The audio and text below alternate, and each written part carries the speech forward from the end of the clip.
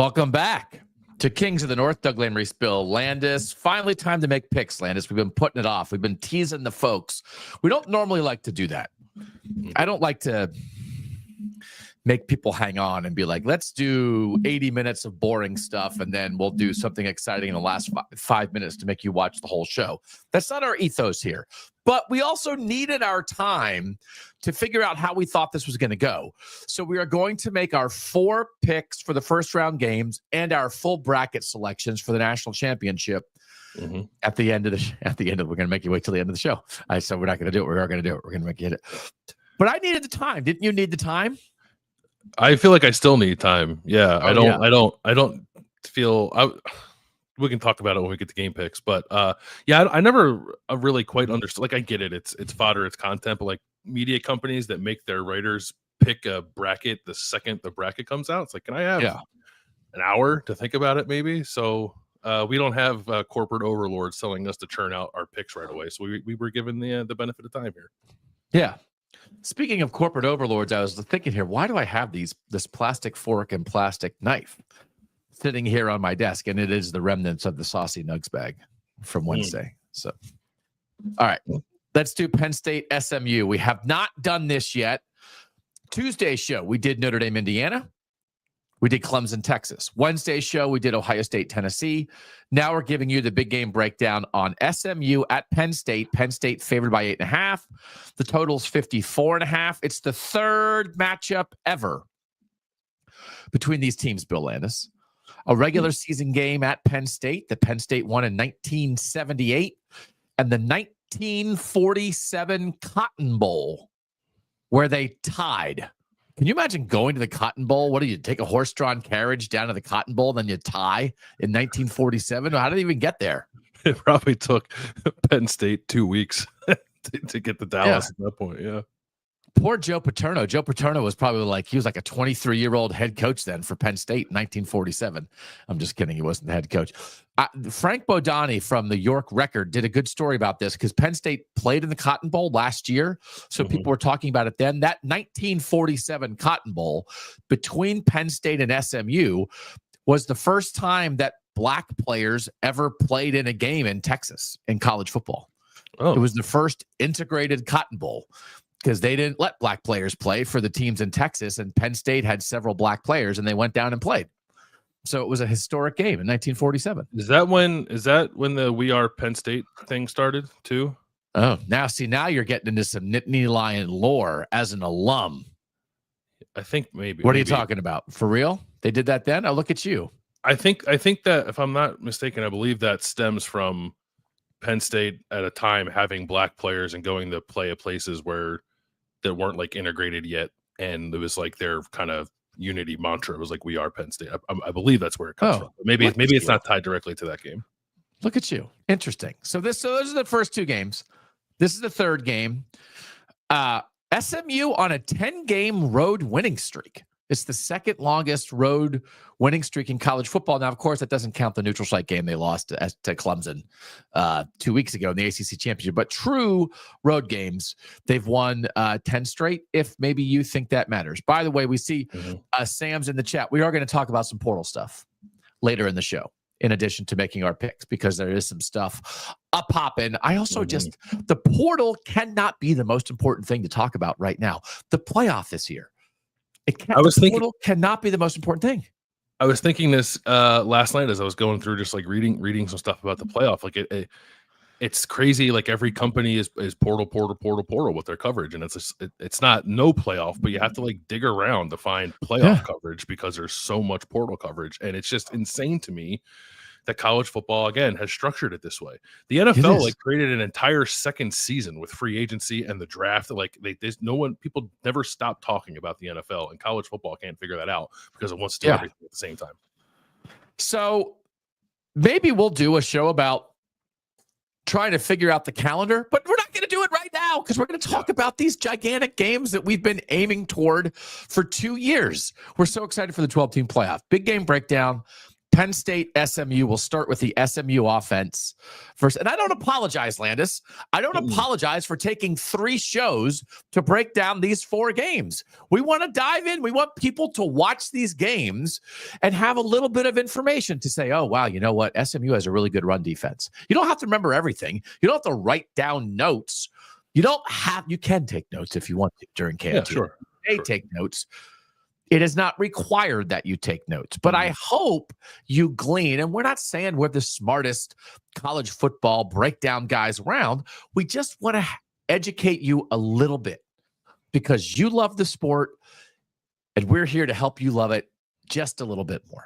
I'm sorry, I'm getting mad. Oh, okay. I'm just mad all week. Hey, it's Christmas next week though, so that'll make everybody happy. It is, yeah. You know what I forgot to do today? I forgot to wake up and treat this day as a flight. I forgot to do it. Wow. I created a mantra, tomorrow, and then I forgot to do it. I had no gratitude this morning at all. None. No gratitude. Okay. Penn State, SMU. We'll start with the SMU offense versus the Penn State defense. Landis, what you got? I got Kevin Jennings, the SMU quarterback. James Franklin was asked on Wednesday night if Penn State has played anybody that reminds him of Kevin Jennings, and he said Lamar Jackson.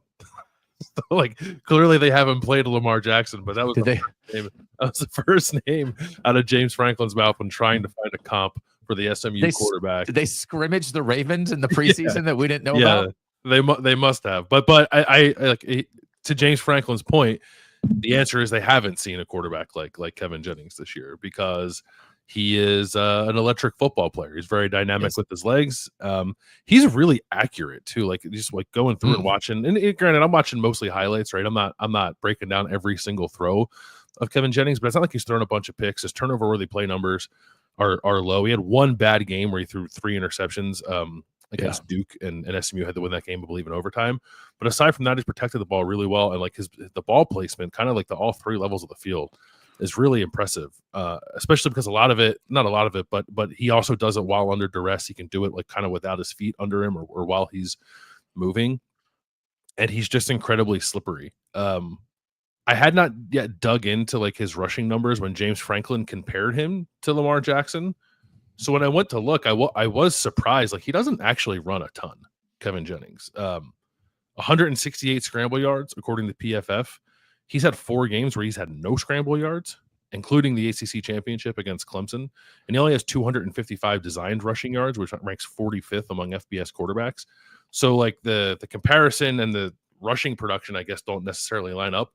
But when you watch the way he can move in the pocket, the way he can avoid pressure, the way that it looks like a team might have him sort of dead to rights for a sack, and he just kind of steps out of it or steps up or steps to his side and makes a throw on the run. I think that's more what James Franklin is talking about. And we know that Penn State is a pretty aggressive defense. They're fast. They like to play fast, sometimes to their detriment. So I think that the major key here, and it's obvious one, is corralling Kevin Jennings for Penn State's defense. Like you can't let him kill you on broken plays. Like he's good in the pocket too. It's not like he's a bad quarterback if you hem him in and make him make decisions, but where he really gets you and where I think he becomes especially dangerous is when plays break down and like those second reaction plays the coaches call them. And how does Penn State handle those? Because I don't know that Penn State's seen a ton of quarterbacks who can do what Kevin Jennings does. Maybe Dylan Gabriel, but I think Kevin Jennings is significantly more dangerous on that kind of stuff, even than Dylan Gabriel is. So it'll be a new challenge, I think, for Penn State's defense.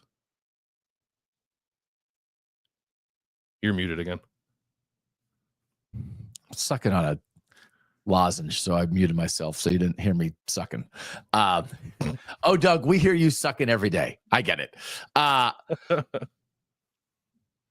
Preston Stone opened the year as the SMU starting quarterback, and he was their starting quarterback last year when they went 10-2 in the American, and he threw 28 touchdowns and 6 interceptions. And when you picked, not to cut your legs out from under you, but when you picked SMU as a dark horse, like wild prediction to win the ACC, you did so in part because you like Preston Stone.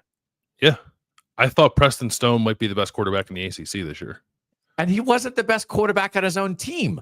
Well, he was hurt. He was injured. He suffered a pretty gnarly injury, and like I just think was never the same after that. And Okay. like Jennings had to play in the bowl game last year for SMU and played well. And I don't clearly it wasn't cut and dry coming into the season who the starter was going to be. Preston Stone and Kevin Jennings were sharing the job before Jennings took over as the full-time starter in the fourth game. So Kevin Jennings is a third-year guy. According to the 24/7 composite ratings, he was the number 1,535 player in the class of 2022. He was the number 95 quarterback. And as you look at his offer list on 24/7, beyond SMU, it included East Texas A&M, Lamar, Missouri State, and Sam Houston State. And now he's a playoff quarterback. Mm-hmm. Ball, man. He's a winner, Ball. right? Shahan told us. He led it. He was the first quarterback to lead a Dallas City School to a state title since Dallas Carter, right? Isn't that what Shahan said the other day? Yeah, winning pedigree. There's a lesson. Winning in there pedigree. There's a lesson in there for college teams. Yeah. And by the way, there are now reports out there that Preston Stone is going to transfer to Northwestern. I know. So we might get. We let Preston Stone in the North. So it works out for everybody. But again, this was TCU 2 years ago. That was an injury, but they started the year with Chandler Morris, and then he got hurt, and then Max Duggan came in and led TCU to the playoff of the national championship game and went to New York as a Heisman finalist. Mm-hmm. So stuff is crazy. Sometimes guys just need an opportunity, but this is an amazing college football story. If he wasn't coming up to play one of our northern teams, you'd want to root for Kevin Jennings, right? This guy's awesome. Yeah, that's why. I was secretly hoping we were going to get SMU versus Texas because I would have been heavy on the SMU train. That would have been awesome to see that game and watch a kid from Dallas go to Austin and try to beat the Longhorns, right? So I guess we're getting a version of that with Cade Klubnik, but this would have been cooler, I think, and a better story. But yeah, they're playing Penn State, so whatever. The story stinks. I don't care about the story. Yeah. God, you're such a loyal son of the North. We love you. Okay. What else do they got? They got a running back. Do they get what else? What else does SMU have to worry, folks? Brashard Smith, the running back, 1,200-ish rushing yards, 14 touchdowns. Pretty good receiver too. 35 receptions, 300 yards. We were going through stuff. I think when what were we doing? I guess we were doing the most dangerous guy in each region. Yeah. And I think at the time I said Nick Singleton was one of a handful of running backs who had, I think it was 800 rushing yards and 300 receiving yards. And Brashard Smith is another one of them. There were 7, I think, in the entire country who had that particular stat line. So this guy's good. He's a transfer from Miami. He's pretty good, after contact, breaking tackles, that kind of thing. Can run inside, outside. I think a lot of what SMU is pretty heavy inside zone, but they'll hit you on the perimeter too. With Smith, they'll hit you with receivers, kind of on jet sweeps. They'll make you defend kind of the full width of the field, and they're going to play fast too. That's maybe another thing that Penn State has to contend with that it's not always used to. I know Penn State just played Oregon, and Oregon plays at a decent pace, but SMU is north of 70 plays per game. They had 88 offensive snaps against Clemson in the ACC championship. Wow. So it's another situation where I wonder a little bit about the defensive line depth for Penn State and if they can keep that fresh through 4 quarters. I thought against Clemson in the ACC championship that SMU, which came back in that game and tied it up late, found more opportunities in the fourth quarter because of just the sheer volume of plays. Penn State's fairly deep on the defensive line. They'll play about 7. It was more than that, but Alonzo Ford, big defensive tackle, was injured and he's out for the year. So that's one guy you take out of there. But they got 4 ends who will play. They got 3 tackles who will play. So I think that's probably enough. But that is a thing to look out for. If this game, if SMU can keep it within striking distance as it enters the fourth quarter, with the way it runs the ball, with the way Kevin Jennings can be slippery. Kevin Jennings, Brashard Smith, both are really good at forcing missed tackles. They have their slot receiver, Roderick Daniels, is 5'9", speedy guy, but he's pretty good after the catch. He can some missed tackles too. We know that Penn State has had some issues tackling at points this year. I think when Penn State has encountered any kind of defensive issues, it usually starts with missed tackles. So that's obviously key in every game, but especially if it's a high volume of plays going into the fourth quarter, that feels like potential danger territory for Penn State maybe, because I don't think SMU is going to slow down. I think they're going to play at a pretty good pace for this entire game. So can Penn State, which is a very fast defense, in its own right, just handle that for 4 quarters? And I think it probably can, because I don't think SMU's offensive line is very good. Okay. So I am anticipating Penn State kind of controlling the line of scrimmage here in this game, and perhaps even getting after Kevin Jennings a good bit, especially with Abdul Carter and denied Dennis Sutton. The left tackle for SMU, Savion Byrd, just has not been very good this year. The right tackle's been better, but the left tackle's given up quite a bit of pressure and did so against Clemson. TJ Parker for Clemson had a monster game in the ACC championship. So there's going to be opportunities there, I think, to kind of tee off on Kevin Jennings. They just have to tackle him when they do it, because, as I said earlier, if you do get those opportunities and you don't get him on the ground, then he's going to kill you, either scrambling, running on his own, or throwing the ball down the field. Similar conversation, I think, to Indiana, but I'm not reluctant to have it because SMU is not a Northern team. So they started 2-1, right? They lose the weird 18-15 game to BYU. Since then, they scored 66 on TCU, 42 on Florida State, 34 on Louisville, 40 on Stanford. They had the weird overtime game against Duke where they turned it over a bunch of times and survived, 28-27. 48 on Pitt at home where they just blitzed them, 38 versus BC at home where BC actually hung in for most of the game, 33 at Virginia, 38 at Cal. Not a murderer's row. No. So this is probably the best defense they've seen. Yeah. Like by far. I'm very curious how much of and again, it doesn't mean you don't belong in the playoff. It doesn't mean you don't deserve credit for winning almost all of your games. But I wonder how much of a paper tiger this could be when they get to these Penn State safeties, pretty good corners, Abdul Carter, denied Dennis Sutton. I really do wonder. I really wonder. Yeah, that I wondered as well. I think it's I don't think it's likely that we find that out about SMU, but it's certainly possible, right? It just is a step up in athleticism and a step up in depth. It's going to be pretty cold, which I think the conversation about weather has been a bit overblown in the playoff, but I think it applies most to this game. With a team from Texas coming up to play in the mountains of Pennsylvania. I think that is a pretty big adjustment for SMU. I know Rhett Lashley said something about Rashee Rice, who's now with the Kansas City Chiefs, who played at SMU, played in I think it was a playoff game for the Chiefs where it was maybe the real field temperature was below zero, and he played really well in that game. So he's using that as an example of SMU's ability to handle the cold in Happy Valley, and it's a point well made. I as long as it's not snowing or super windy, which I guess it could be a little windy in this game, I think it's okay to play in the cold. Tackling sucks, but that also applies to Penn State, which we just said is at times a below average tackling team. So that could impact Penn State as adversely as it does SMU. So we'll see. But yeah, I think if that does show up, Doug, it'll be on the offensive line.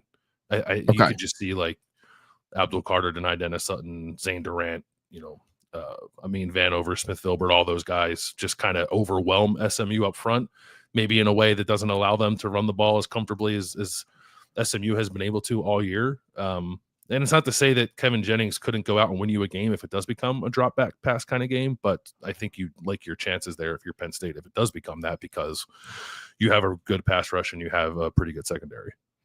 So I will say, and Kyle in the chat is agreeing with you that perhaps the cold has been overblown. The thing that I think is most like this, the discussion this year, was the West Coast, East Coast travel in the Big Ten with the new stuff. And I think that wound up being somewhat of a factor.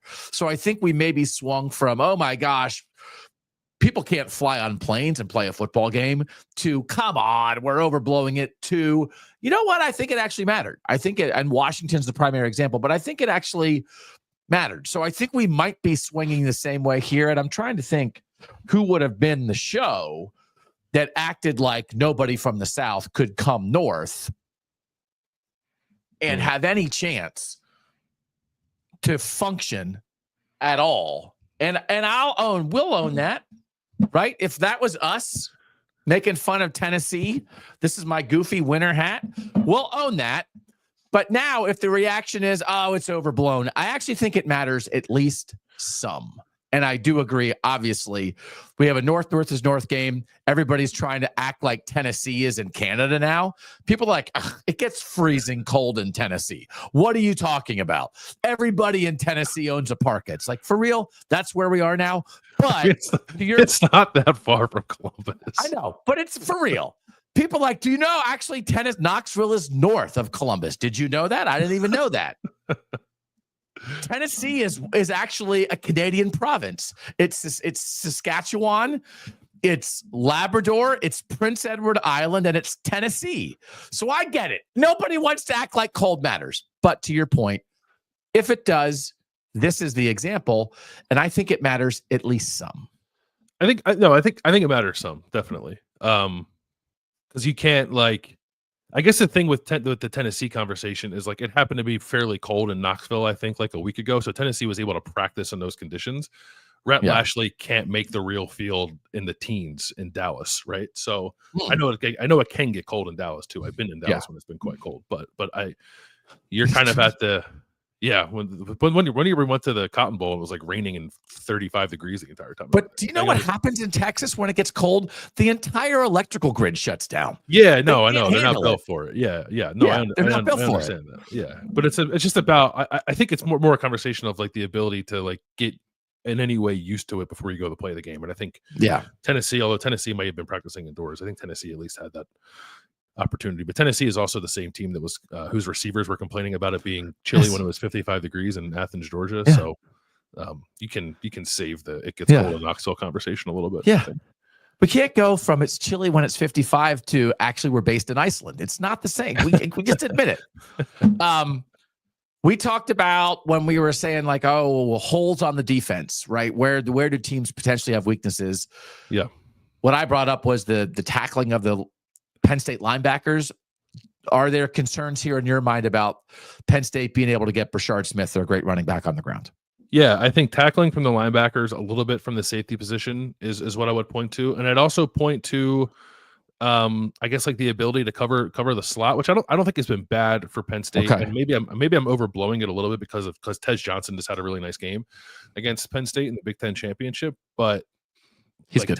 Tej Johnson is like a one of one kind of at that position. So I want to be cognizant of that when I say it. But there could be an opportunity for SMU to get Roderick Daniels, again, the slot guy, maybe into some favorable matchups against the nickel, whether that's Zion Tracy or Cam Miller, or Zachy Wheatley, the safety, will cover down sometimes too, and I think has given up some stuff in coverage. It's hard to play coverage in the slot. We all know that, the two-way go and the speed you usually get out of that position. So, but it's not like it's been a glaring weakness for Penn State, but if I'm attacking Penn State's defense via the pass, like, I'm probably going to choose there, or at the very least the opposite corner from AJ Harris, because AJ Harris has been very good, and Jalen Kimber, I think, has been a little more up and down this year. My nose itches, and I don't know what to do. I don't really want to be on screen doing nose stuff, but we can't take a break in the show just because my nose itches, right? What do you think I should do? Oh, yeah, hold on. Look at that. He just took you off camera. Oh my God, I'm itching this thing. I wish you guys could see what I'm doing. Yeah. Oh my gosh. Wow, that feels so much better. That is some high level producing right there. Is that a terrible towel? Or just a yellow towel? It's from Lifetime Fitness. Oh, nice. I pay $10.95 a month. I haven't gone in 13 months. I don't know. I just want them to stay in business. So I use their towel. That was such good producing.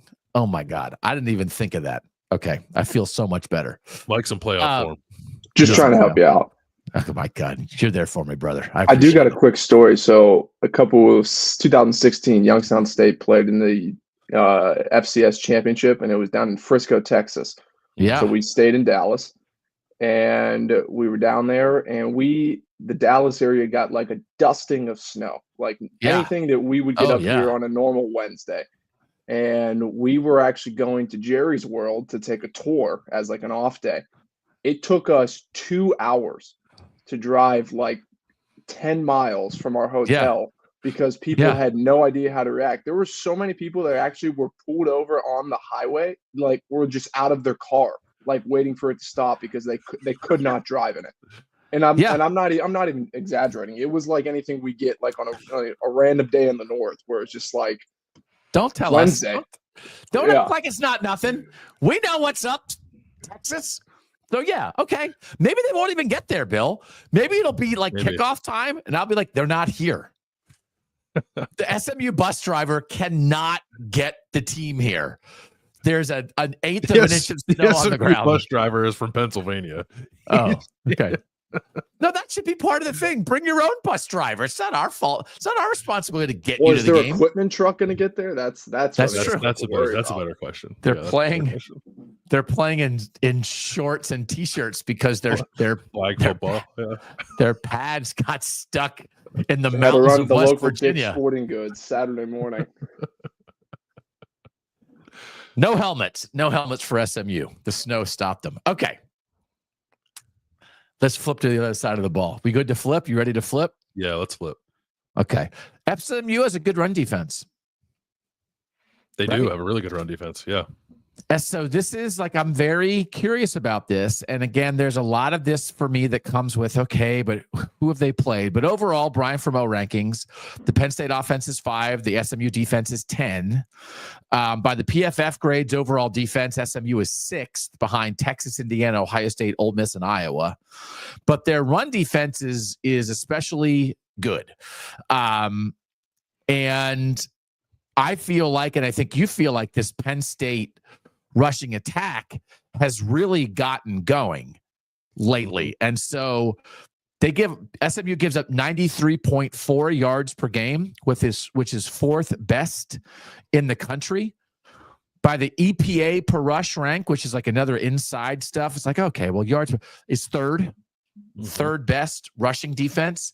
And so this is a collision, Landis, because I looked at, since the Ohio State loss, which we thought was a little bit of a line in the sand for Penn State.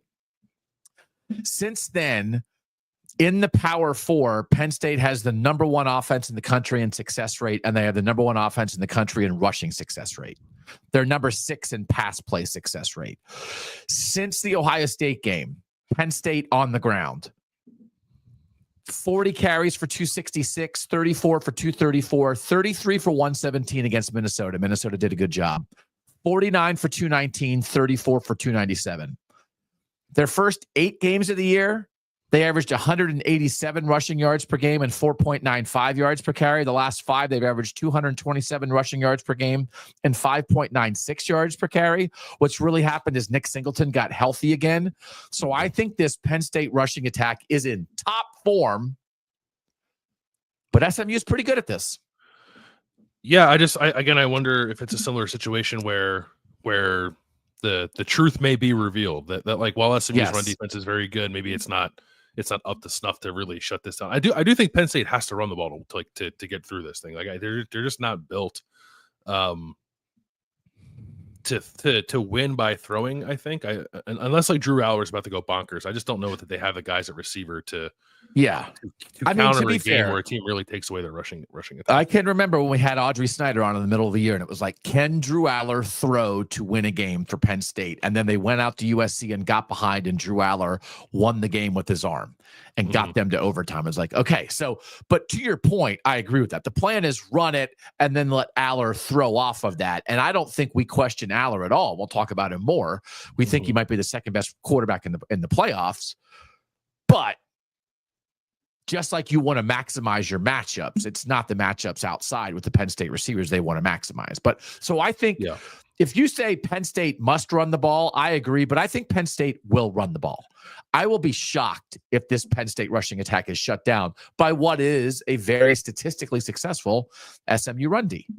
I'd be pretty surprised too. I think maybe Penn State like found its stride against Oregon. I know that it lost that game, but offensively it was just like, okay, this feels different. This offensive line just seems like it's displacing people in a different way. Yes. Nick Singleton looks very fresh. Katron Allen played really well in that game too. Drew Aller can run a little bit. He can scramble, but he can also get you on design runs. I guess that the obvious kind of X factor is removing the Bo Pribula run package from the equation. How much does that actually impact Penn State? All right, so you're leading us there. Let's go there. Have we been overestimating it? Probably. I like this whole thing is just like, we've been overestimating everything. Turns out nothing matters. I really like the Bo Pribula wrinkles, so I want to acknowledge them. But in Big Ten play, Bo Pribula had 2 games where he actually also played as a backup quarterback. He played 36 snaps in the Wisconsin game because Drew Aller got hurt and didn't play in the second half. And he played, let's see, is this right? He played 24 snaps against Purdue and 21 snaps against Maryland because those were blowouts. Oh, right. That's what I'm talking about. Because they played 10 Big Ten games when you include the Big Ten championship. So 2 blowouts and 1 time when Aller got hurt. So I'm kind of taking those away because I didn't go through snap by snap how many of his snaps were playing quarterback in blowouts and how many were wrinkles during the game. Okay. I just didn't. I had to scratch my nose. I had to find my goofy hat. I had a lot going on. So I didn't have time to do that. So I looked at the other 7 Big Ten games they've played. Okay.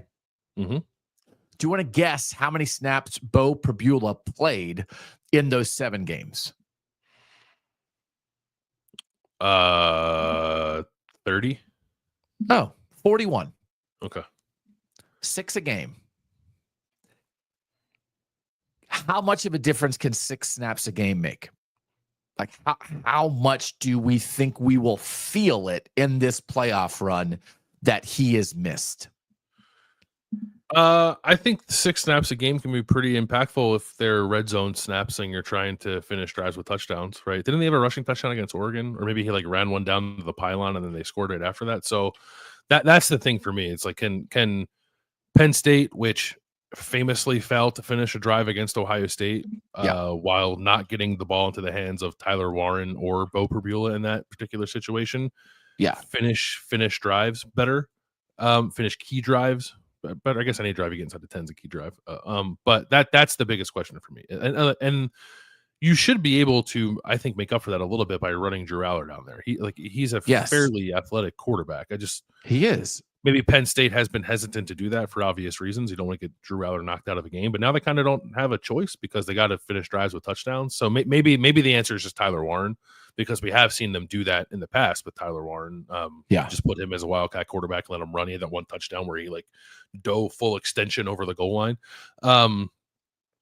So they'll have ways around it. And James Franklin, like said, we're not going to remove, I guess, like those ideas from the plan just because Bo Pribula is out. But really the only other guy that could do it with is Tyler Warren, unless they're going to go full wildcat with like a running back or something. They're not going to, they only have 2 quarterbacks and I don't think they're going to put Ethan Grunkmeyer in the game to do the stuff that Bo Pribula was doing. Yeah. Cause now they have to keep Ethan Grunkmeyer, who's the true freshman and the future of the program. He's also now the backup quarterback. And actually, but now, so I think you could go down a road of, oh no, what if Drew Aller gets hurt? But then actually you can go down that road with almost anybody in the playoff. What if Curtis Rourke gets hurt? What if Dylan Gabriel gets hurt? What if Will Howard gets hurt? Carson Beck's already hurt. Texas's backup quarterback's better than their starter. So not them, but almost. So like, of course, all that matters. But I think maybe my initial reaction to no Bo Pribula was overstated compared to, you make a good point, 5 or 6 snaps per game can really matter. Pribula played 5 snaps against Oregon and he played 5 snaps against Ohio State. So can I? Yeah. So I'm looking at just carries in the first, second, and third quarter. Like, so you have fancy. Now you're being fancy stats. You have fancier stats than me. Yeah. Okay.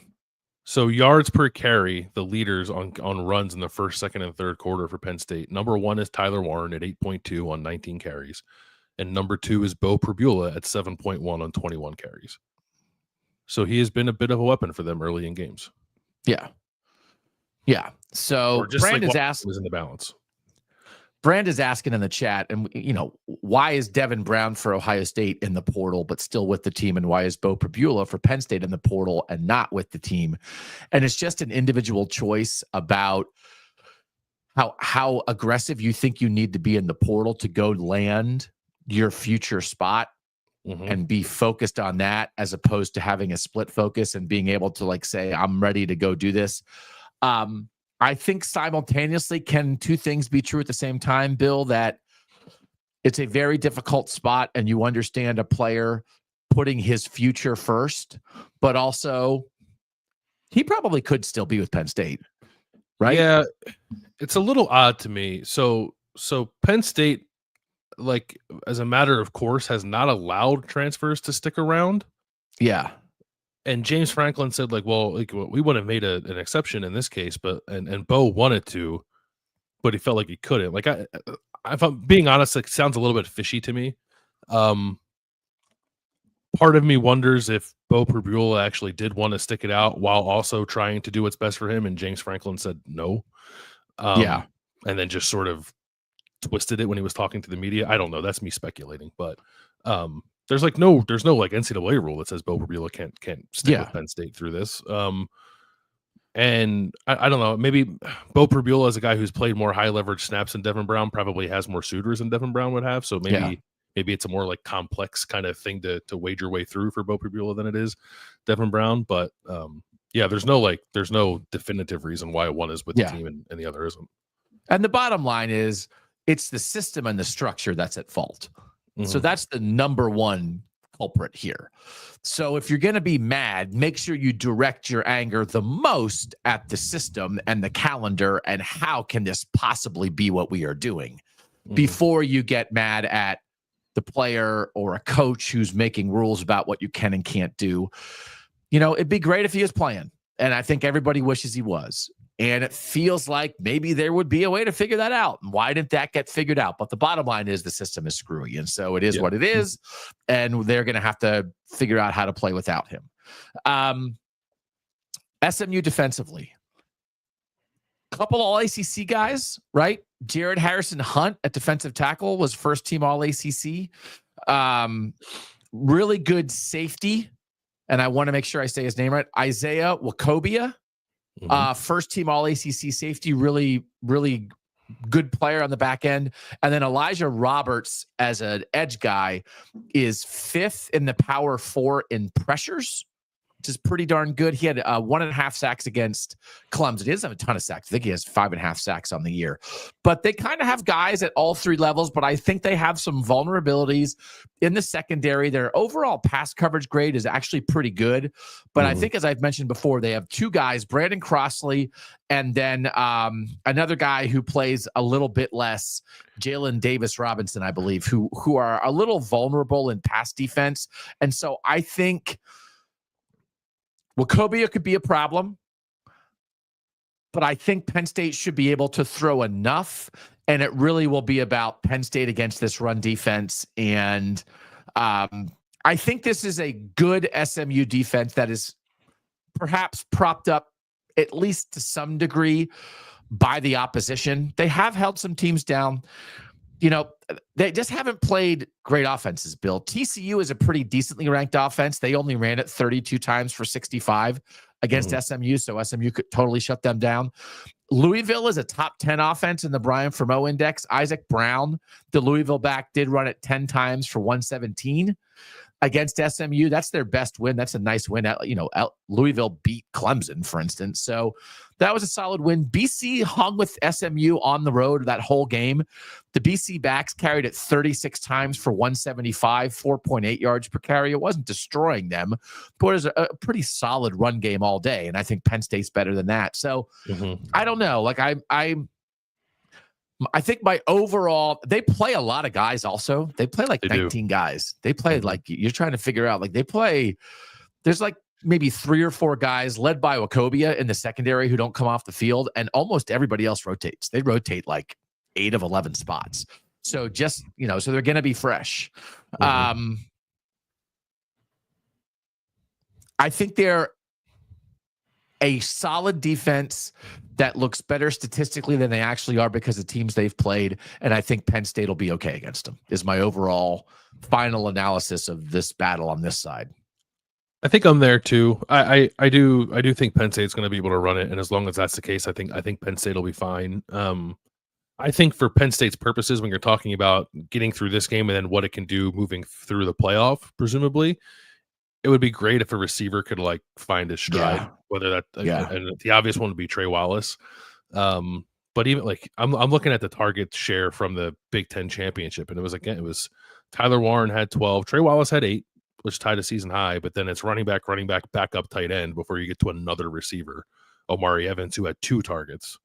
And Liam Clifford is the only other receiver who had a target with one. It's just like they got to get something going on the outside, because I think at a certain point, like, you can't totally shut down Tyler Warren, but I do think you can do a decent job of limiting his overall impact on the game. And then it's like, what else do you got throwing the ball if you're Penn State? So maybe it won't matter. Maybe they'll just run for 300 yards a game through the entire playoff, and it'll be a moot point. But if this SMU defense, again, is as legit as the numbers say they are, then I think it becomes a trickier kind of game to get through for Penn State. And just to end it with the guy that we've talked about a ton, Nick Singleton, the Penn State back. The first 4 games of the year, he ran it 53 times for 409 yards, averaged 7.7 yards per carry. Then he got hurt, and he missed the UCLA game, and then he came out during the Washington game. And then in the middle stretch of the season, he missed a game. He played 6 games. He ran it 55 times for 238 yards. He averaged 4.3 yards per carry. So he went from 7.7 to 4.3. And now the last 2 games, the regular season finale against Maryland and the Big Ten championship game, he averaged 8.3 yards per carry. So you've mentioned this, but like, I think from a health standpoint, Nick Singleton is back. And when he was healthy early, he was destroying teams, and now he's healthy late and he's destroying teams. And I think he might destroy SMU. So to say it for the 100th time since the bracket came out, he was my most dangerous guy in the region. He had a sophomore slump and came back this year with a vengeance, and then had like half the year was hurt. But I think he's here, and I think he has a chance to be the best player in this game. Yeah, no doubt about that. For the 40 minutes we just talked about this game, when we're talking about it afterward on Saturday, it could be like, man, could you believe Nick Singleton scored 4 times? Like, that's all the analysis that's necessary. Yeah, for real. So, okay. So that's our big game breakdown, both sides of the ball, for SMU and Penn State. We're going to take a quick break. When we come back, a little portal discussion, just touch on a couple other teams, and then we will make our picks for all the first round games, including this Penn State SMU game. And then we will go through our entire bracket and who we think is going to win the national championship. We'll do all of that next on Kings of the North.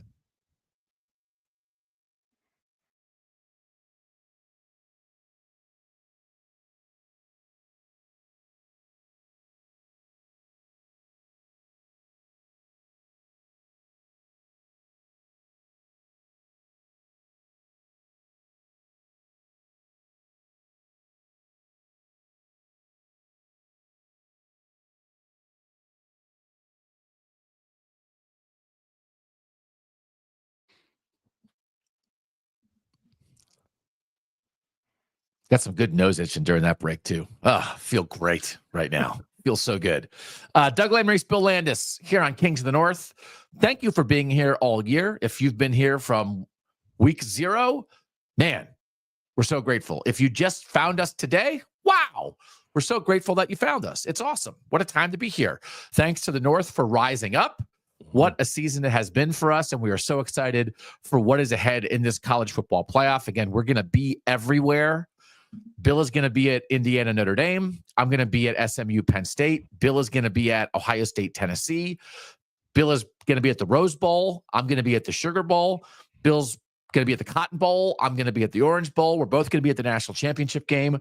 We want to be on the scene. We want to bring you the best coverage possible of Northern football. But it's only because you guys are here that any of this works. So thanks to everybody who's watching on YouTube. Thanks to everybody who's listening on podcasts. Give us a like, give us a review, tell a friend, spread the word of the North. Portal stuff. Oregon, brother. Wow. They're pretty good. They know what they're doing. Yeah. I still remember, like, back when all this stuff first started a couple years ago on my old show, having an Oregon writer on, and I was just like, Oregon's going to kill it in NIL. And he was like, well, not necessarily. I was like, what do you mean? And we had a screaming match about it. I was like, Oregon is going to kill it in NIL with the Nike money. He was like, well, I wouldn't make that assumption. And here we are. And Oregon has landed in the portal, the number 1 tackle in the portal and the number 6 tackle in the portal. People are reading this, I think correctly, as Josh Connerly, their left tackle's going pro. Sure. AJ Cornelius, their right tackle, is out of eligibility. But this is how you do it. While you are in the midst of a playoff run as the only undefeated team in the country and the number 1 seed. You get Isaiah World from Nevada, the number 1 tackle. You get Alex Herkey from Texas State. At the other tackle spot, you add Jamari Johnson, a Louisville tight end. You get 2 defensive backs in Dylan Thieneman and Taron Johnson from elsewhere in the Big Ten. And this is what they did last year. Because, yes, they have great recruiting, but they got Dylan Gabriel in the portal. They got Derek Harmon at defensive tackle in the portal and Jamari Caldwell at defensive tackle in the portal. They got Kobe Savage at safety in the portal and Jabbar Muhammad at cornerback in the portal. And they have this down. They are in between. And again, you and I have been around Ohio State more. Ohio State really early in the portal was like very precisely like finding places to supplement. And then you find programs like Colorado and Indiana, which this year were willing to really almost rebuild their program through the portal. And Oregon's in between. That Oregon is not rebuilding an entire program in the portal, but they're doing more than supplementing. They're getting about a third, I would say, of their important dudes. And 2025 is happening right now.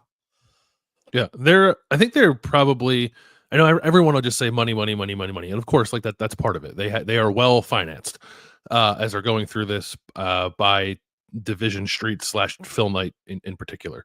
It's not just that, but that's where it starts.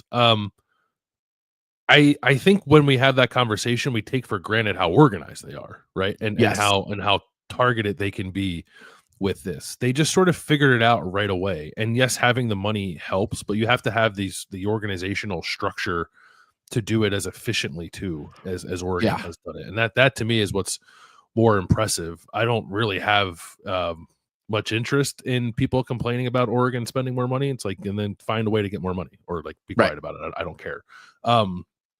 There are teams that aren't organized as well. Then like that's the problem. If like that's where your problems start, I would say. So Dan Lanning's got it figured out. Maybe that's the SEC background of his that helps him do that. But whatever it is, I think they're doing it better than anybody because they're not. I think there are some programs that are well financed that are just throwing it around and seeing who wants it, and Oregon is throwing money around for sure, but not in a way that I think could potentially be like a little bit treacherous. Like I do think they're very kind of pragmatic and targeted with the way they do it. And we're going to do a show probably in the next couple of weeks that sort of looks back on all of our northern teams and how the portal worked for them this past year. Because I think what you can't do is go crazy on the way in on the portal and then not look at it on the way out. And so, for instance, like, I liked what Purdue did in the portal this offseason, and then none of it worked. And the coach got fired because none of it worked. So there is strategy. You have to have strategy and money. But, Bill, as we sit here, head coach, resources, talent, recruiting, and portal, is Oregon going to be the best college football program in the country over the next decade? We got to see what happens on the field here in this playoff. I think that potentially they could be, or in that top layer at the very least with like perhaps an Ohio State and a Georgia, and we'll see who else might. But even beyond, like, top layer, I think is guaranteed. If we were going to say. So the answer might be there won't be one. But if we were going to say, let's assume there is a new Bama. Let's assume there's a new modern dynasty. Mm-hmm. Who are the leading candidates to be that? And you can't answer nobody because we're always saying, well, there is going to be one. But there's probably a 70% chance there isn't. I think I'd say Oregon. Number one. Yeah.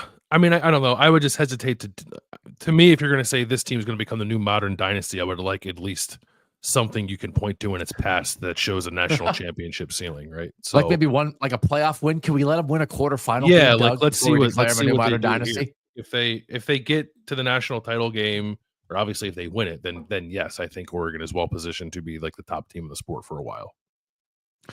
But I just get excited about portal tackles because it feels like they are the hottest commodity. If we're getting, this would be a good show to do. The hottest portal commodities by position. Would you put tackle one? I think I'd put offensive tackle ahead of quarterback potentially. I think so. There just aren't a lot of very good portal tackles. So the market for the top of the crop is pretty competitive. I think if you are a Power 4 team who needs a portal quarterback, you can get one. Now, you have to choose the right one, but you can get somebody. Mm-hmm. I think you can get somebody because it might be somebody like Max Brosmer, who's from a lower level, but has played a lot of games and has a lot of experience, right? Or you can get a backup, an Eli Holstein, Dylan Lonergan, an Alabama backup, just signed with Boston College in the portal. And if that's anything like Eli Holstein was for Pitt, I mean, especially in the first half of the year, that could be great for Boston College. I think there are so many options to find quarterbacks because the problem with quarterbacks in the past was like if schools hoarded them. Right. So there might be some places where a school hoards guys and then they can't leave. And so that there a bunch of guys are being backups and being sucked up by that. Or there are guys who are under recruited, turned out to be great players at a lower level. But then what? There's nothing they can do about it. Now you can solve both those problems and get those quarterbacks to programs. So I think you can find a quarterback. I think it feels like there are always about twice as many tackle needs as there are actually available competent guys to fill it. Yeah, well, that's just the development arc of the position. It just takes more often than not. It takes a couple of years, and I also think too, maybe young tackles who I think young tackles may be like the most impatient players in college football. Oh.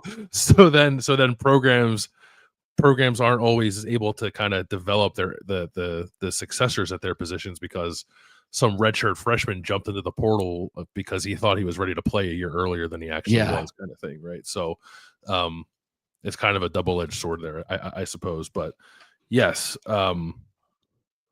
I think if you go back and maybe we should do that, like go back and analyze like true impact tackles in the transfer portal. I would imagine that list is significantly shorter than any other position. And a Johnny Cornelius at the top of the list. Rhode Island transfer, 2-year starter at Oregon. Awesome. Yeah, part of me feels too, just anecdotally, again, without looking it up, that maybe the most impact has been made by guys actually transferring up rather than like a Power 5 to Power 5 almost lateral move. It's like it's undiscovered gems at the lower levels, whether that's G5 or FCS, that have probably panned out the best for teams when it comes to offensive tackles. So I thought Oregon this year had the exact thing you want, which they had a 5-star recruit in Josh Connolly at one tackle and a perfect portal guy in AJ Cornelius at the other tackle. And look at what you had. I think the best tackle combination in the country and where you go. Now they're going the portal for both. I'm not going to pretend I know the exact tackle depth of everything on Oregon's current roster, but for them to be this aggressive here and win these battles, especially for Isaiah World, who was down to Oregon, Nebraska, and Texas A&M, I believe, as he transferred from Nevada. That's a really big deal, which also means it's also a really big deal that Ohio State got a tackle from Minnesota, Phillip Daniels, who was rated as the number 4 portal tackle. I believe this is by On3 is the rankings I'm referencing. Mm-hmm. And he has 3 years of eligibility left. Ohio State has been desperate for tackles, and they might have just found a solution for the next 3 years in a kid from Cincinnati who they didn't recruit out of high school. This is also part of it, though. I like it. I used to like it. Players should have freedom. To a degree, they should be collectively bargained, and they should have some roster limitations based on the compensation they get. We'll eventually get there. I liked it when teams were penalized for their mistakes, and nobody's penalized anymore. So when it was like, hey, Phillip Daniels is from Cincinnati, why didn't Ohio State recruit him? He's a starter at Minnesota. It's like, wow, that was a huge mistake by them. And now you can just say, you want to come now? Sorry. Yeah. Or like Caleb Downs, right? They don't get there. They're right in the thick of the Caleb Downs recruitment. They don't win it, and then Nick Saban retires, and they get him anyway. It's like, well, sometimes it's nice to be at the top. There's no punishment for your mistakes. Yeah. So this is a huge get for Ohio State, though, right? Phillip Daniels at right tackle. He's probably going to be their right tackle next year, maybe for the next 3. Yeah, I think anytime you can get who I believe him to be a ready starting caliber player. He was going to start at Minnesota next year. Started a few games in the back end of this season, and I think played pretty well. for a redshirt freshman who I think had not played at all the year before. So that's great. And to have, I think, at least one tackle spot kind of solved for Ohio State for at least 2 years, maybe 3, is huge for Ohio State, because they got to really kind of reload that room. Probably still need to take, I would say, 2 more offensive line transfers, including another starting tackle and perhaps like a starting guard / swing guy. But now that you have a guy in Phillip Daniels who fills a starting spot and also has multiple years of eligibility, maybe you can be a little more targeted with those other 2 spots and be a little more willing to take a 1-year rental. Like if they would have gotten 3 1-year rentals, I think we would have just been back in the same position again next offseason for Ohio State. And the point is to try to avoid that. So getting Phillip Daniels is almost like getting a kid out of high school who's ready to play right away. Yeah. Thanks for the development, Minnesota. Mm-hmm. Okay. You want to do our picks? You ready? I guess so. Do you have them done? Do you need like another 30 seconds? Yeah, I have them done. I was staring at my computer screen till like 1:30 in the morning trying to figure out how to pick these first round games. Okay. One first round game in particular. All right. Picks. I was 1-0 last week. You were 0-1 because I picked the Navy upset over Army. Nailed it. Yeah, you nailed that one. Yeah. I was watching that game at my family holiday party. Like I couldn't fathom what was happening. Yeah. Maybe crushed them. Pretty weird. Yeah. And it's an odd thing because Bryson Daly, the Army quarterback, finished 6th in the Heisman voting. And I was reading a national writers who put out his ballot, and he had Bryson Daly 3rd on his ballot on the day that he got outplayed by Blake Horvath and Army got crushed in there. And it's just one of those, do I respect it? Respect might not be the right word. I get trying to be, Ralph Russo from the AP says this, that he likes to try to use his 3rd place Heisman ballot. I guess maybe he doesn't have one anymore, but he said he likes to try to use it for like an underrated guy that maybe would not otherwise be recognized, right? So I get trying to be a little weird there, but then to have your Heisman ballot come out with the Army quarterback on it the day that Army got thumped by Navy is like, what do we do? Did you really think, no offense to Bryson Daly, did you really think he was the 3rd best player in college football this year? For real? You thought he was better than Dylan Gabriel? You thought he was better than Shadur Sanders? You thought he was better than Cam Scatterbu or Ty Warren? For real? You really did? Obviously you didn't. So then what is this? And I guess if you want to, but it matters. The other thing is it matters, right? The votes matter. So I just found it, I don't want to make fun of people for their votes, but I was just sort of like, how you feeling about that today, brother? He did have he had a historic season for an Army quarterback, right? Did he not? Yeah. Wonderful. So, is he better than Dylan Gabriel? No, but I don't think that was the intended point with the vote. Okay. What are we voting on then? Aren't we voting for the best players? Anyway, I don't know. It'd be great if the high. Oh, I know. Just the most outstanding player. Vibes, just vibes. So yeah. I get it. So anyway, I was 1-0. You were 0-1 for the season. Now I am 227-68. You are 215-80. So you have some work to do here in the playoff, which means I think you're probably going to take all underdogs here. Let's start with Indiana at Notre Dame. This is the Friday night game. Did you struggle here? A little bit, yeah. This was one of two games that I probably struggled with the most. I think Indiana is going to be able to do some stuff here. I do not. I think Notre Dame's defense is very good. I don't know that Notre Dame's defensive line is going to control Indiana the same way that Michigan and Ohio State did.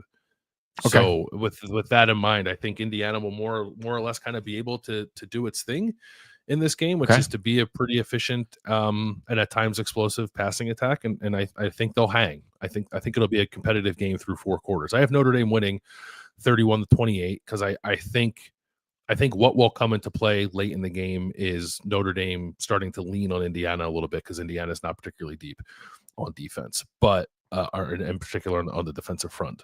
But I think Curtis Work plays well. I think Elijah Surratt plays well.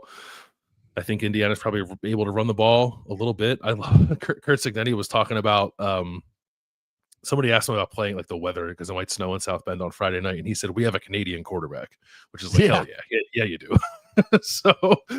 I don't think they're going to shy away from this. I actually think they might, for the game being played in Notre Dame Stadium, might have a decent fan presence there. The ticket prices are coming down a little bit, and I think they're going to get scooped up by Hoosiers fans. So I don't think it'll be the same stadium dynamic that was difficult for Indiana to deal with when it played Ohio State in Columbus. And I think some hard lessons were learned there too for Indiana about how to deal with kind of a big game environment that will lead them to play a better game here and take a good swing. But I still have Notre Dame winning because I think Notre Dame's rushing attack will be too much at the end. So we talked about like this is actually a pretty decent matchup for Indiana because if you get, but I do think in the end, Notre Dame is a more talented, efficient version of Indiana. That Indiana is efficient and Notre Dame's efficient and slightly more talented. I think Notre Dame will start to pull away slightly earlier. So again, because we are the same person and we pick the same scores, you have Notre Dame 31-28. I have Notre Dame 31-20. I can just see a hang that lasts 2.5 quarters, maybe not 3.5 quarters for Indiana. And what a tremendous experience for the Indiana fan base. What a tremendous first year for Curt Cignetti. I forget where I say stuff, but now I'm remembering I was on a Notre Dame show this week with Tyler James and Eric Hansen on their great Notre Dame show. And they were asking me whether I thought Curt Cignetti in Indiana might be a one-year wonder. And I said, no, I do not think that. I think that Indiana can become a place, an attractive place for portal guys. And I think they can get guys coming up from the group of 5. I think they can be a home, just like anybody in the portal. You can find backups. I think guys will want to transfer to Indiana, and they're not going to have to turn this success into tremendous high school recruiting. I think it can be a program that continues to be built more in the portal than in recruiting.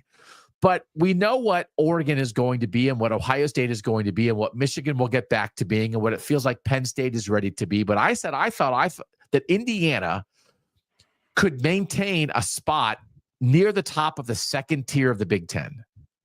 So if we have those big 4, and then we're talking about when Iowa's doing its thing, if Wisconsin gets back to what it was, if Washington can get back to what it was, if Nebraska gets back to what it once was, right? I think Indiana can be as good as any of those programs, which means in an individual year, I think Indiana could be the 4th or 5th best program in the Big Ten. I don't think this is a one and done. Remember that one time Curt Cignetti was good. What do you think about Indiana? No, I think they'll have some staying power. They're not a perennial playoff team, but I think they'll be in the top half of the league. I think they could be, if the Big Ten is going to be a conference that's regularly getting 4 teams into the playoff, I think Indiana will kind of be hanging around that spot more often than not. I guess we'll have to see. They lost Tino Sunseri to UCLA, and he's got some juice recruiting the quarterback position. So let's see how they handle that loss and how they're able to recruit and develop that particular position. They did a great job finding Curtis Rourke in the portal this year and got a really good version of him. They'll have to keep doing that to sustain, but it's a staff with a good quarterback track record, so I kind of believe that they will, and they seem to evaluate well too. So I think they're going to be hanging around. Super interested to see who Indiana gets in the portal at quarterback. Yeah, well, they'll also, one more point on this, that they'll need favor. Like they got the schedule broke their way this year for sure, and if they get a season where they have to play Ohio State, Michigan, Oregon, and Penn State in the same year, then maybe that's the season where they're scraping for bowl eligibility. But I think that's going to be true for everybody except the best 6 or 7 teams in the country. Yes. That schedule. I mean, it's one of those things we can yell about it. Schedule is going to affect who makes the playoff in the 12-team playoff. I don't know what to tell you. It affects the NFL too. It affects, because you get a last place schedule in the NFL, and you get it's how it works when you aren't in a league like the NBA or Major League Baseball where you're playing so many games that basically everybody kind of has an equal schedule. So this is how it works in football. You can't play enough games to flatten out the schedule. So they could, though, not schedule the conference slate years out in advance and just do it after every season. after you know what rosters look like. Like, why does Ohio State need to know that it's playing Indiana on October 28th in November of the previous season? So, but if you would suggest that, let's wait.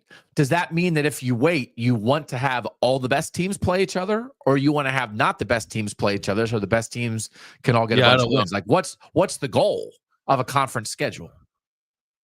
I think maybe the goal would be to try to anticipate team quality to balance out the schedules a little bit. Okay.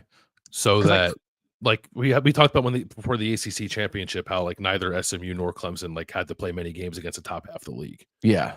And like you can't be certain what the top half of the league is going to look like, but you can have at least some idea of what the pecking order might be and try to make your schedules accordingly. Yeah.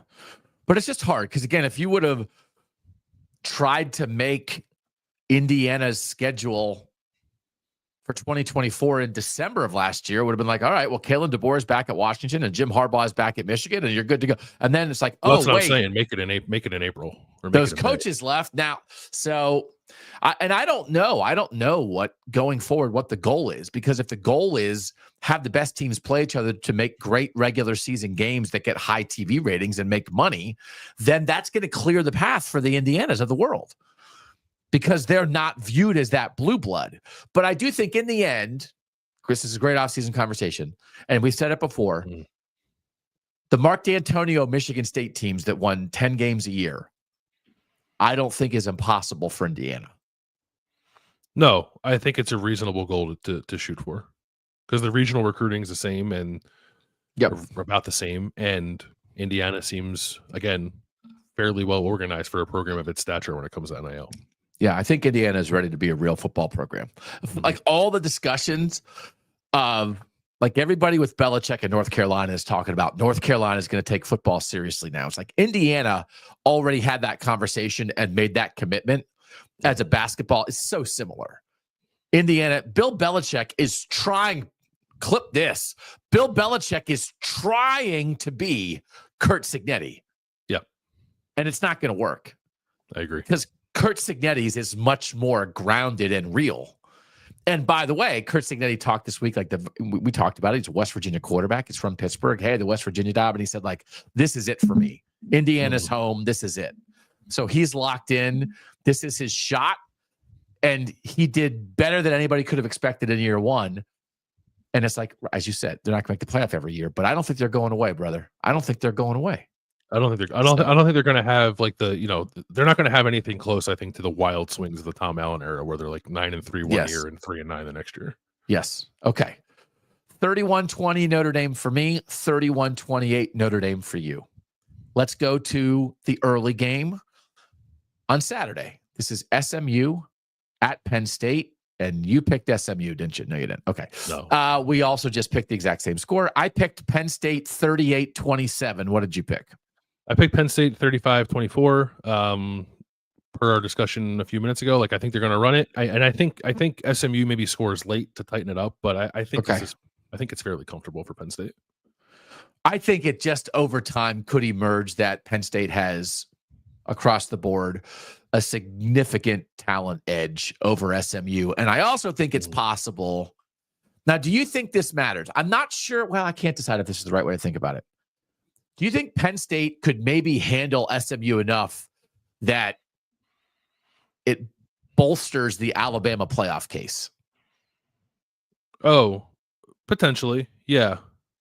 I mean, if it's like 42-20 or something like that. Yeah. Like, what are we doing here? Why did anybody think this was a good idea? Now, Kevin Jennings and Brashard Smith, I do think so. We both have a fairly high scoring game.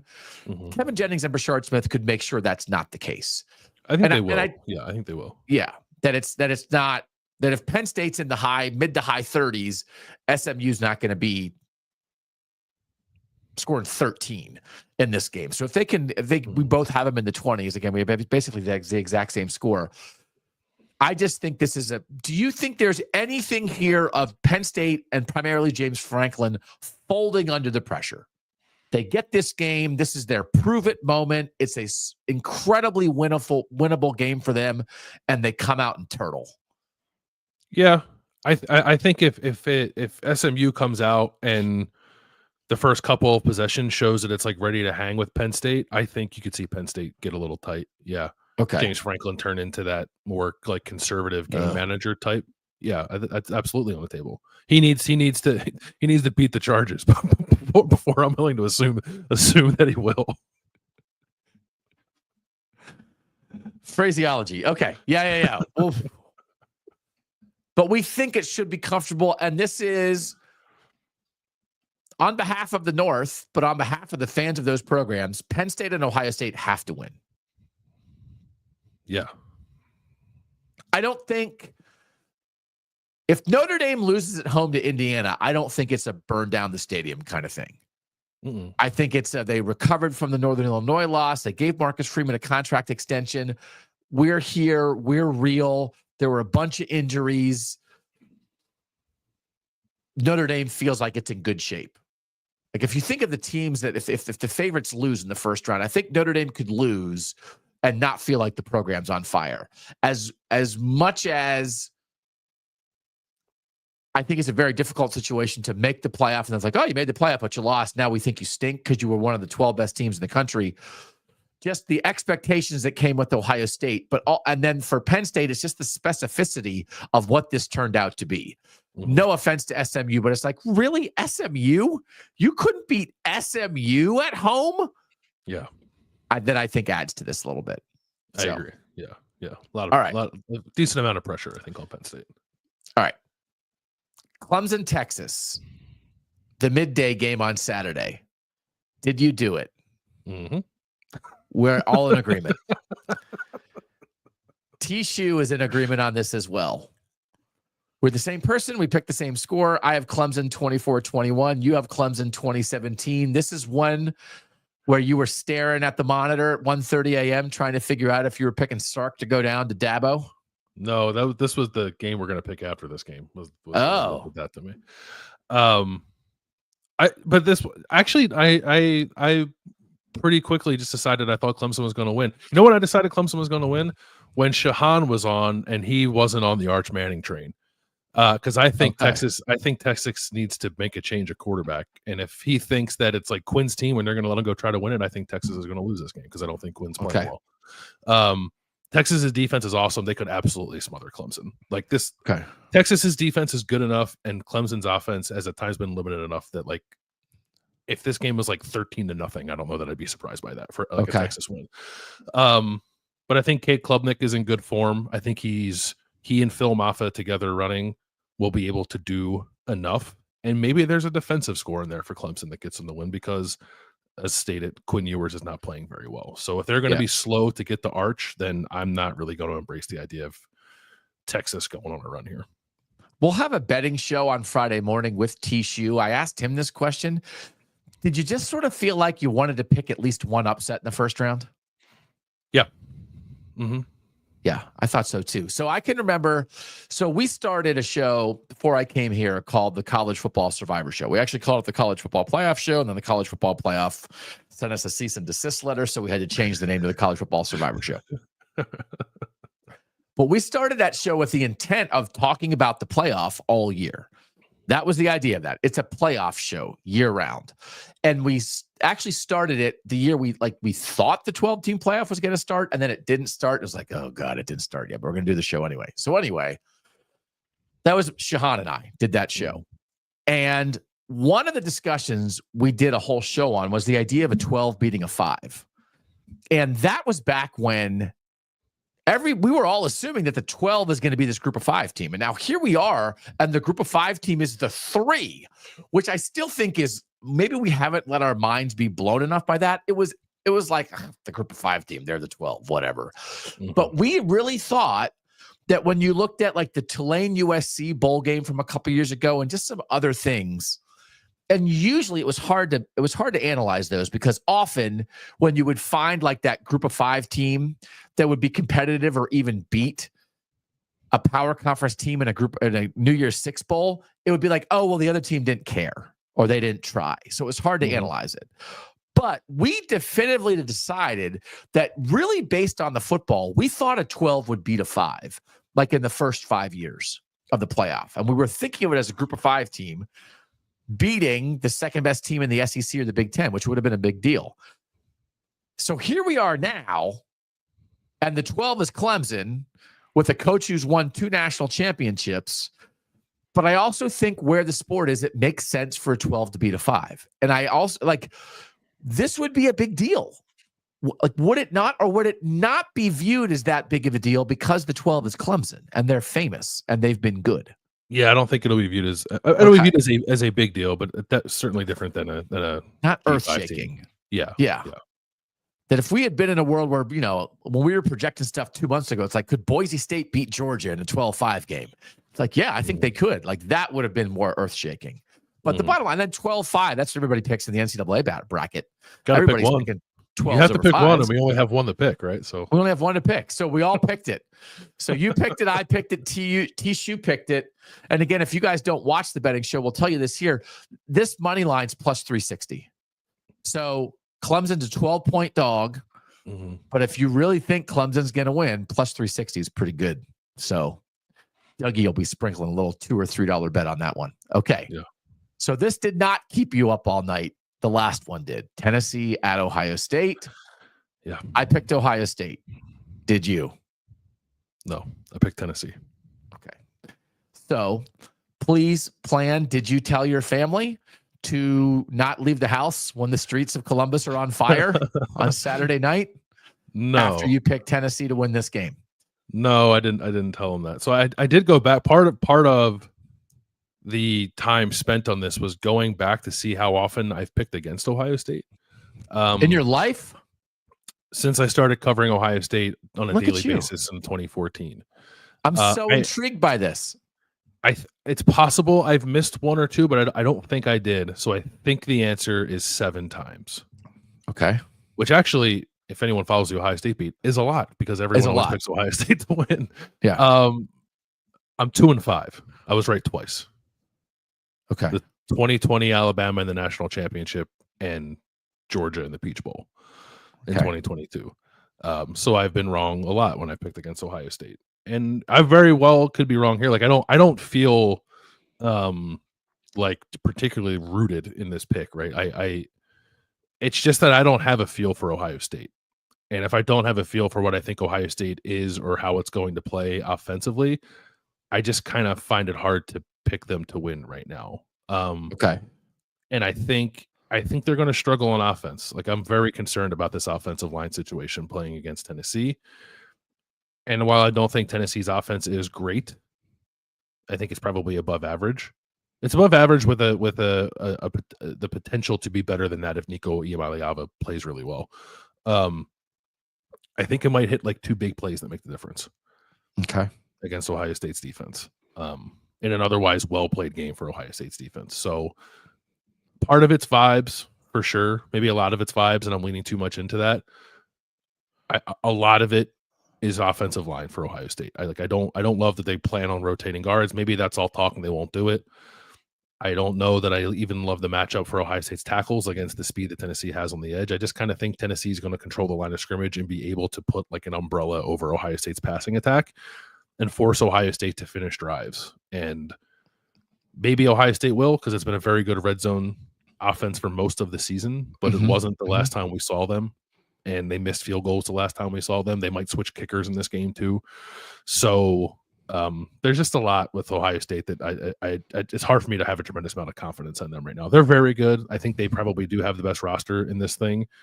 If the coaching staff gets it back together and the team is like really motivated to get that taste from the Michigan loss out of their mouth, I think they can win this game rather comfortably and go on and win a national championship.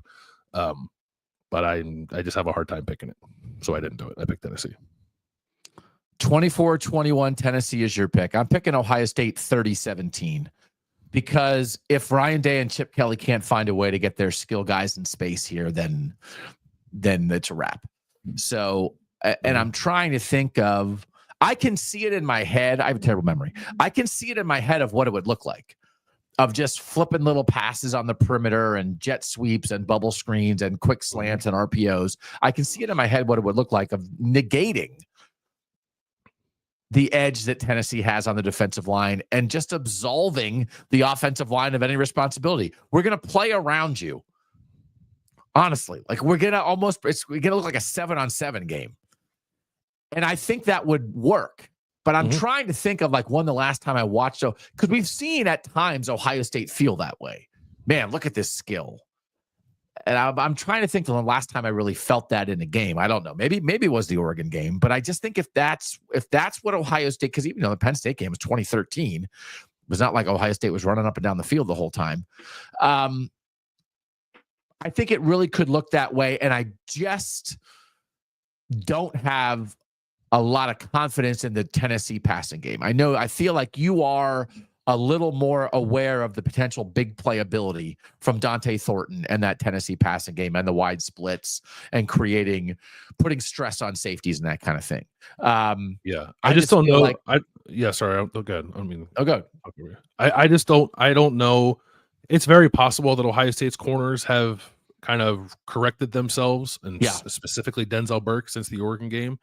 I don't know that we've seen a team show us enough to give us proof one way or the other. So, and maybe Tennessee's not good enough either. Like I don't think that Tennessee's receivers collectively are like better than Indiana's. But Ohio State just like hounded Curtis Rourke in that game, and I don't know that it's going to do the same to Nico. If it does, then like Ohio State will win. Because if that's the case, then Ohio State might only need 20 points to win the game. But why wouldn't they? Because again, I think the Tennessee tackles are vulnerable. If they could hound Indiana and hound Curtis Rourke, why couldn't they or wouldn't they do that here? I don't know how many guys they're going to have up there to do it.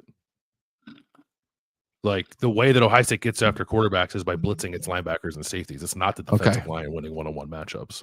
Okay, which we talked about on the breakdown. Yeah, that if the way they could get aggressively after the quarterback, Tennessee's offensive scheme doesn't allow you to do that because it puts you at too much risk of giving up a big play. Yeah, you have to have guys consistently winning at the point of attack. And maybe Ohio State will, because I don't think Tennessee's offensive line is great, especially not pass blocking. It's pretty good run blocking offensive line, obviously. But like if Jack Sawyer and JT Tuimoloau are going to turn it up, then yeah, like I'm not rating off the possibility of it. There's just I think there's like a little too much benefit of the doubt being given to Ohio State right now that I don't think that it's earned. But maybe by the end of the first quarter we'll have earned that from a lot of people. Okay. Tishu and I, we already recorded the betting show. Tishu and I for Friday morning have an extended conversation about this. There's a particular question that I asked him in analyzing this game. You can go watch the betting show to see what you think of that. All right, so we're disagreeing here.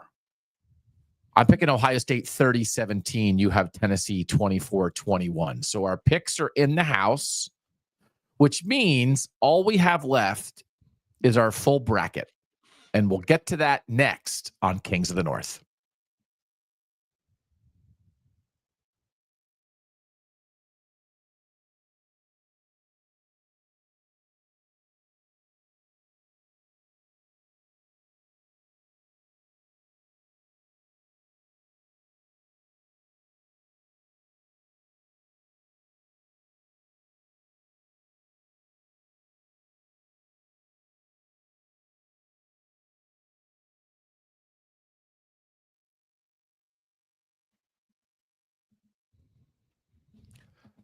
Doug Lesmerises, Bill Landis, back on Kings of the North. Friday night, live post-game show on YouTube after Indiana, Notre Dame. Saturday night, live post-game show on YouTube after Ohio State, Tennessee. Also covering the two earlier games in that show. Friday morning, betting show with Tishu. Tishu and I each made a bet suggestion for each of the 4 first-round games.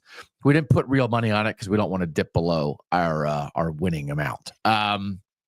Let's go to Bill's bracket first. I'll save this because I have a thing. It's a betting thing, but I want to run it past you. We'll just do this first.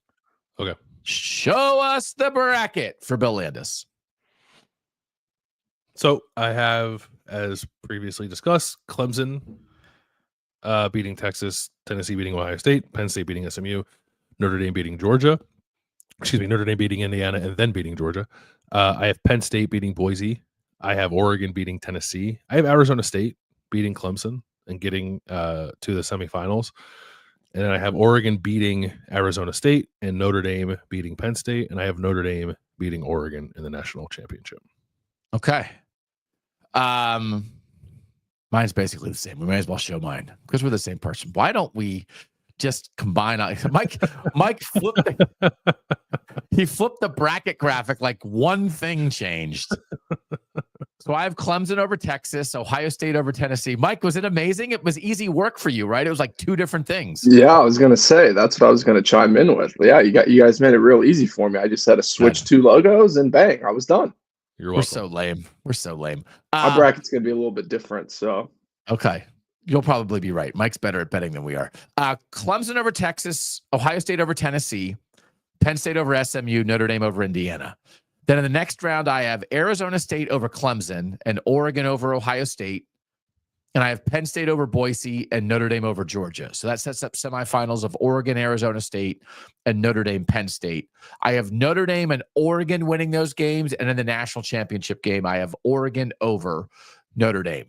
So one of the things that happened here, Landis, is if we're going to pick Clemson to beat Texas, but that doesn't happen, it's hard to be like, well, I think Clemson's going to the semifinals. So it just leads you to Arizona State. Mm-hmm. Even for me, it doesn't mean that I think Arizona State is one of the 4 best teams in the country, but it's just kind of wacky how that bracket worked out. But we both have this Penn State Notre Dame semifinal. And I want to say this. This is the thing I want to bring up from a betting perspective, okay? The 4 teams I feel the best about, and I guess you would be a little different here, but the 4 teams I feel the best about, because I am who I am and I live where I live and the show is the show that we do, are Oregon, Ohio State, Penn State, and Notre Dame. And I'm not going to apologize for that. I also think that Georgia's mid, and I think both Georgia and Texas have quarterback issues, and there's just not a lot of teams in the South that scare me. So, for instance, on DraftKings, you can pick what you think the national title game will be, just who the teams in it will be. And I think I'm going to make this bet. I'm going to bet 4 combos. I'm going to bet Oregon, Penn State at plus 750. I'm going to bet Ohio State, Penn State at 10-1, plus 1,000. I'm going to bet Oregon, Notre Dame at 13-1, plus 1,300. And I'm going to bet Ohio State, Notre Dame at 17-1, plus 1,700. So if you'd be giving out $10 on each bet, let's say. So you'd put out $40, and then if you'd hit, you'd get at least $75, right? But I just think I'm just not worried about Georgia. And I am not that worried. You're not a little worried about them, about what you said the other day about them. That Gunnar Stockton is actually better than Carson Beck, like minorly, but I still don't think they have any skill players. And I think perhaps their defense has been propped up by the idea that they've been playing some other mid teams. I just think it might be shown. I think Notre Dame could really show like what Georgia isn't, and if not, Penn State could show the same thing.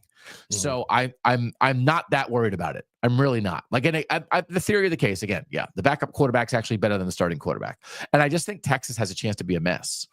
So I think, like, would I say that those 4 Northern teams are the 4 best teams? Like, I don't know that I'd say that exactly, but I just think like where we are, the way the bracket broke down, I feel good about those 4 things, and I think we have a very real possibility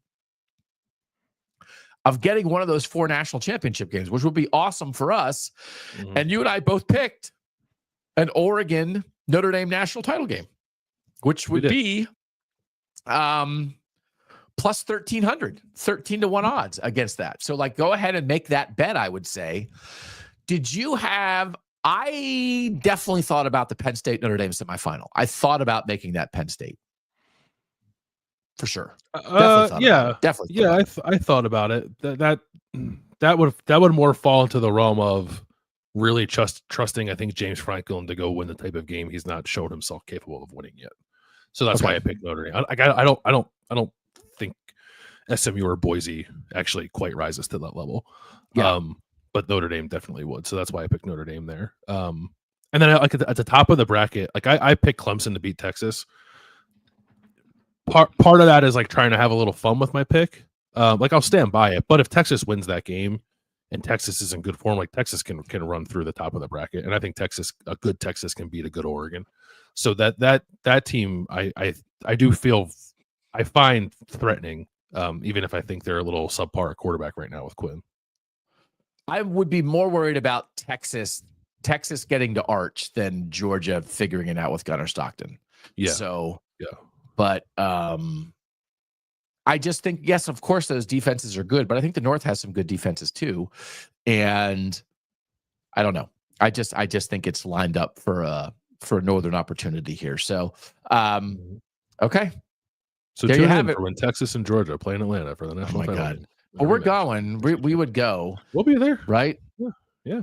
I mean, I think we're at least getting. Yeah, we're going no matter what.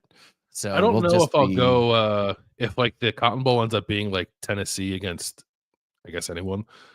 Maybe I'll try to pivot to the Orange Bowl, especially if it's Penn State Notre Dame. But we'll be at the national championship no matter what. Yeah. So, okay. Those are our picks. We will see you Friday morning for the betting show. We will see you Friday night live for the post-game show, Saturday night live for the post-game show, and then we'll be back here. The plan next week, Christmas week, is Monday, Tuesday at the very least. No show on Christmas. And then we'll see if we drop another show later in the week. We probably will. But then we're also going to be traveling and getting out to bowl sites for the quarterfinals. So, and then once we get there, we also might have an adjusted schedule where we maybe won't be doing the live show at noon Eastern, but we will be doing a live show. It just might be later in the day because we're going to be going to the interviews with players and coaches at the bowl sites. And like, that's why we're there. So we can't miss those interviews to do the show. And then there might be things we want to gather to put in the show. And I could maybe see us, Landis, doing live shows, but also doing something at night, or I don't know. Like I really want us to maximize being there and talking to other people who are there. So it doesn't just feel like Doug it doesn't have his banners, but there's no difference. We want to bring you what's happening at the Rose Bowl and the Sugar Bowl. So you might have to bear with us. If you're listening on the podcast feed, it'll be there as usual whenever it pops in. But if you're looking for the live show, Bill, you might have to bear with us once we get to the quarters in terms of timing. But we're still going to be bringing you what's going on. Yeah, time zones are what they are, man. I'm going to be on the West Coast, right? And you're going to be on Central Time. So we'll have to figure that out. I don't think it'll quite work to be at noon. So maybe we'll still find a spot in the afternoon. I think maybe more likely than not that we'll be on at night. That might just be easier. Okay. We'll figure it out. So just stick with us. Yeah, it's a great time to get subscribed to the feed on YouTube, so you just don't miss it whenever it pops in. So that would be a great suggestion. Also a great time to tell a friend about Kings of the North. Thanks, as always, to our producer, Mike Yarostowski, for making us look good and sound good. Actually, Mike, pop in real quick. Mike, who do you think is going to win the national title? I was just kind of going through my pool party gaming bracket as we speak. Look at that. He's a pro. Look at that drop. Yeah, right. You know what? If I had to make a suggestion right now, I'm picking Ohio State. Okay. Yeah, that might be a little bit of fandom blinding me, but I really think they have a Michigan problem and not a overall problem. Okay. And if they can't do it, like you said, Doug, there's no excuses now. So yeah. Okay. All right. Yeah. So maybe he's right. I couldn't get there, so I picked Ohio State. I can't get there with Ohio State as a national championship pick until I see it. So you and I are in a somewhat similar boat, Landis, of we kind of want to see it. You want to see it enough that you went with Tennessee. I want to see it enough that I couldn't pick them against Oregon. But by the middle of the second quarter, we could be in a very different place with Ohio State. I think they are the pivot point of the playoff. Whether you get good Ohio State or not is the thing that changes this the most, because that affects Oregon. That affects Texas if they don't get upset and they're going through. I mean, it really is the thing. It's the number one question of the playoff is what version of Ohio State are you going to get? So, okay. Yeah. Thanks to Mike.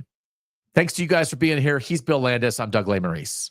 And that was Kings of the North.